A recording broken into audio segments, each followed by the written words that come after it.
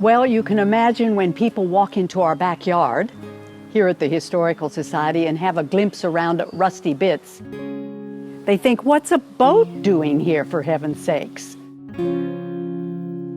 Our annual average rainfall is 450 millimeters a year, but I'll tell you now, in the last 3 days, I measured 100. So we're off to an awfully good start this year.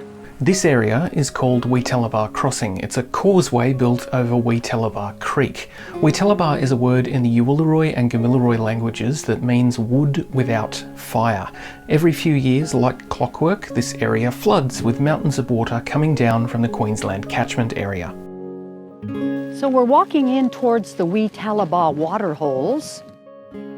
Plenty of water in them now with all of our rain the last 3 or 4 days. One of the effects of the climate in northern New South Wales is that weather events tend to be extreme. And as a result of an upstream catchment area that covers a gigantic chunk of Queensland, the area just to the north of Lightning Ridge is prone to regular flooding. This particular area, as it's been described to me, is a geological phenomena. The water works its way down from southeast Queensland. There are low sort of areas, and certainly Lightning Ridge is in the middle of the low area. But this is a channel and a series of low lakes that, when they have water in them, are maybe a meter deep. They do evaporate and dry up when we have our normal endless sunshine. The Cochrane Lake is not far from here when it forms into a lake. Now it's like 4 kilometers across, and gosh, I'm not sure how far up and down it is, but it's quite a big paddock, and it dries up into nothing eventually and is very barren. But this ironstone channel leads right down into it and feeds that water down from southeast Queensland.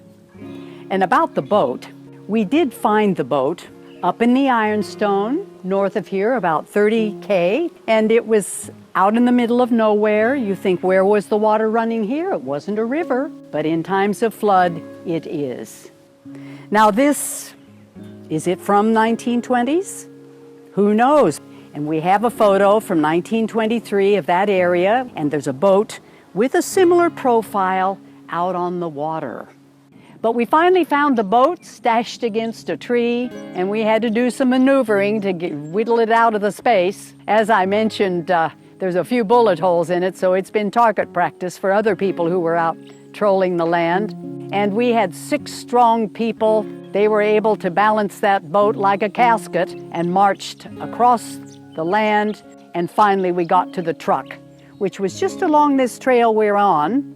And he had a crane that he could lift that boat aboard to bring it to its location at the Historical Society as an ever-present memory of, hey, when is the next flood coming?